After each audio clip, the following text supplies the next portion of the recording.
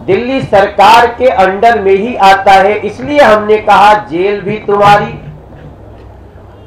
और चूंकि आपकी सरकार है, आपके सरकार के अंतर्गत है, जेल का मंत्री सत्येंद्र जैन वो आपके है, सारी व्यवस्था अगर आपके मंत्रालय के अंतर्गत है तो आप ही की है।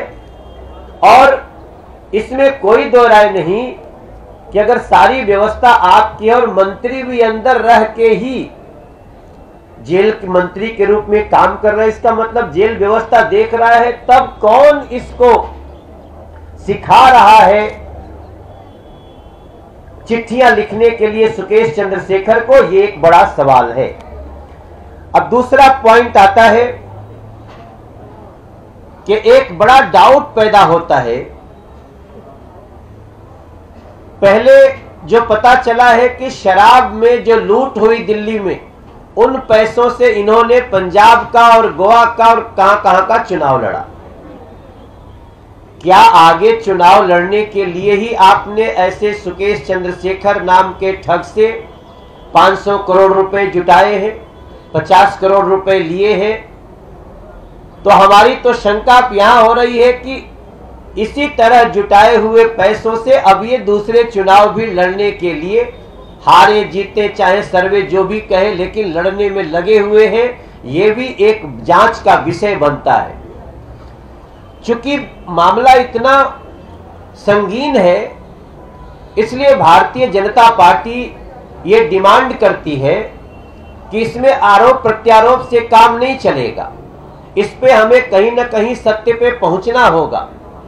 न हम मीडिया का समय बर्बाद करना चाहते हैं, न दिल्ली की जनता का समय बर्बाद करना चाहते हैं, और न तो अपना और उनका समय बर्बाद करना चाहते हैं। इसलिए भारतीय जनता पार्टी ये मांग करती है कि इस केस में जुड़े हुए तीनों व्यक्तियों का, उस सुकेश चंद्रशेखर जो तिहाड़ में बंद है, सत्येंद्र जैन मंत्री जो तिहाड़ में बंद है, और अरविंद केजरीवाल जिनके ऊपर फोन से बात करने, 50 करोड़ रुपया लेने, राज्यसभा की सीट बेचने, आम आदमी पार्टी का कोई प्रमुख पद बेचने के ऊपर और 500 करोड़ रुपए जुटाने का आरोप है उस अरविंद केजरीवाल जी का भी।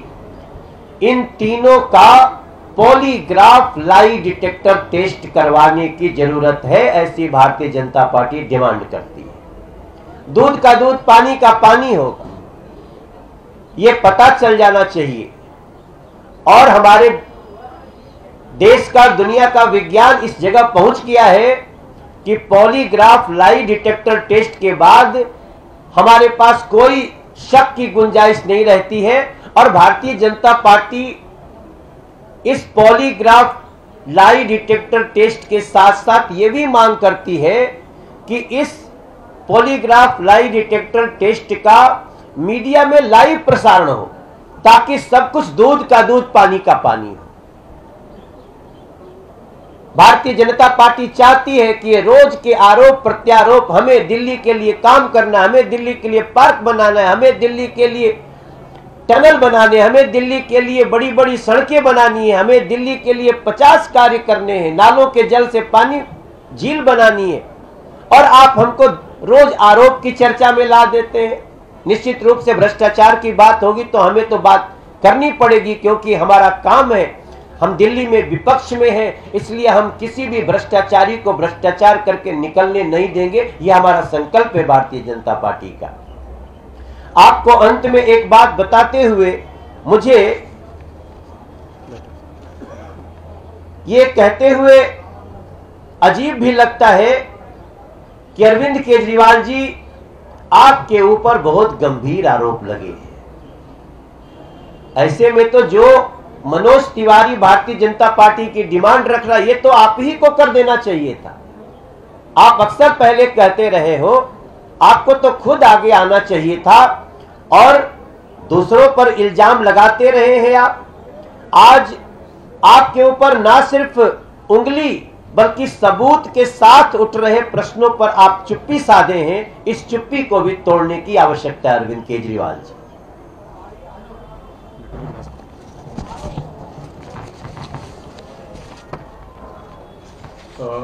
सवाल आप लोग ले सकते हैं।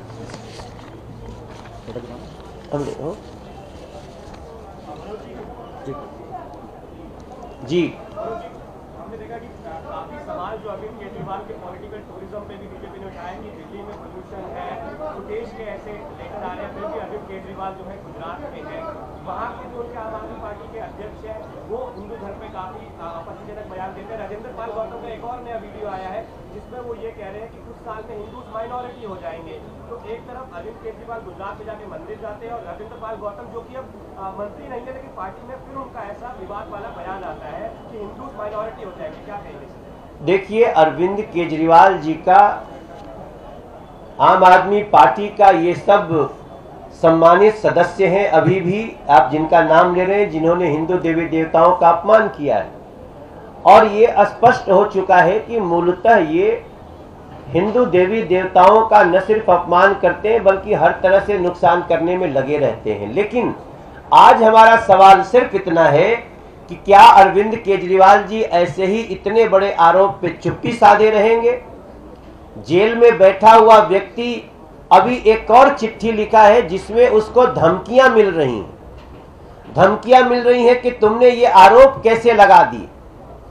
तो ऐसी स्थिति में अब भारतीय जनता पार्टी तो इसकी बात कर रही है कि इन अपराधियों तीनों का, जो आरोपी हैं, इनका पॉलीग्राफ लाई डिटेक्टर टेस्ट हो। और मैं एक और बात ऐड करना चाहता हूं कि बहुत जल्दी इन सभी को जो जेल में हैं, सुकेश चंद्रशेखर और सत्येंद्र जैन, इनमें से सत्येंद्र जैन को जल्दी से जल्दी किसी न्यूट्रल जेल में करना चाहिए जहां से ये सबूतों को बाधित न कर सके। Any more question? हाँ, एक आरटीआई सामने आया है जिसमें ये बताया गया है कि दिल्ली गवर्नमेंट ने एम्प्लॉयमेंट सेस के नाम पे पिछले 8 साल में 15 करोड़ रुपए इकट्ठा किए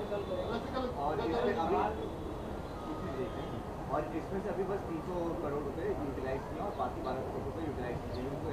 अरविंद केजरीवाल जी के पाप का घड़ा फूटने लगा है।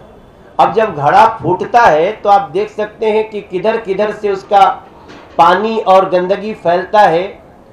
तो अभी तो ये सारे पाप के घड़ों के फूटने की अलग अलग तस्वीरें हैं, इस पर हम लोग फिर बात कर लेंगे। आज हमारी सिर्फ इतनी बात है कि इन तीनों का पॉलीग्राफ लाई डिटेक्टर टेस्ट हो और सत्येंद्र जैन को किसी न्यूट्रल जेल में शिफ्ट कराई जाए।